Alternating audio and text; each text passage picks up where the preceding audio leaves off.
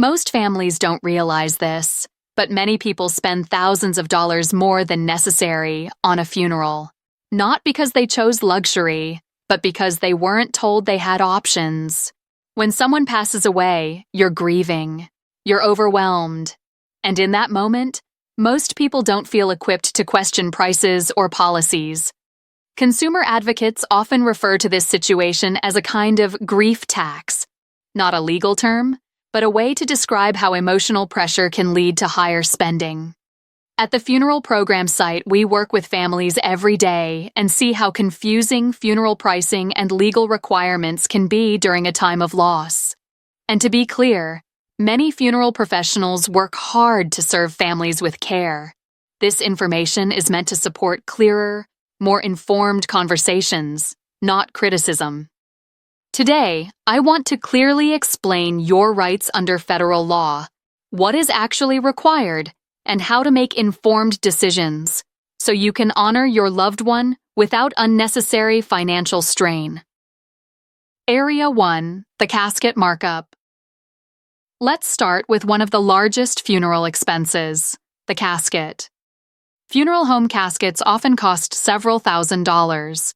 In many cases, comparable caskets are available online, from warehouse retailers or specialty sellers, for significantly less. Here is an important legal fact. Under the Federal Funeral Rule, you have the right to purchase a casket from any seller you choose. A funeral home must accept a third-party casket, cannot charge a handling or usage fee, cannot claim insurance, safety, or liability reasons for refusing it. If a funeral home says you are required to purchase a casket from them, or implies outside caskets are not allowed, that would violate federal consumer protection law. Area 2, the protective gasket claim. You may hear terms like sealer casket or protective gasket, often presented as a way to protect the body from the elements.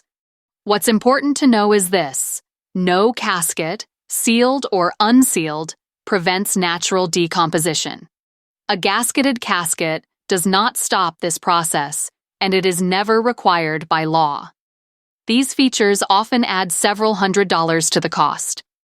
Choosing a standard non-gasketed casket is a dignified, legal, and common option. Area 3, embalming and what the law actually requires. One of the most misunderstood aspects of funeral planning is embalming. Here is the legal reality. Embalming is not required by federal law. In most states, embalming is not required if burial or cremation occurs promptly or if refrigeration is used. Funeral homes must disclose when embalming is optional. In limited situations, embalming may be required if there is a long delay and refrigeration is not available. In many cases, such as direct burial, direct cremation, or private family viewing, refrigeration can be used instead, often at a much lower cost. You have the right to ask whether embalming is legally required in your specific situation and to decline it when it is not. How packages increase costs. Many funeral homes offer traditional or full-service packages. These bundles often include items or services that may not be necessary for every family. Federal law requires funeral homes to offer services individually, not just as packages. A helpful phrase you can use is, "I would like to see your general price list and review services individually."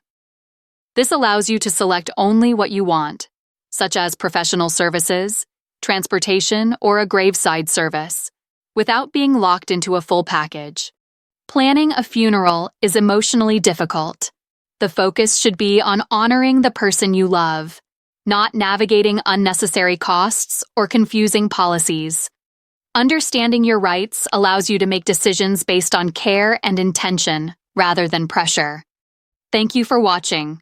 I hope this information helps you approach funeral planning with greater clarity and confidence.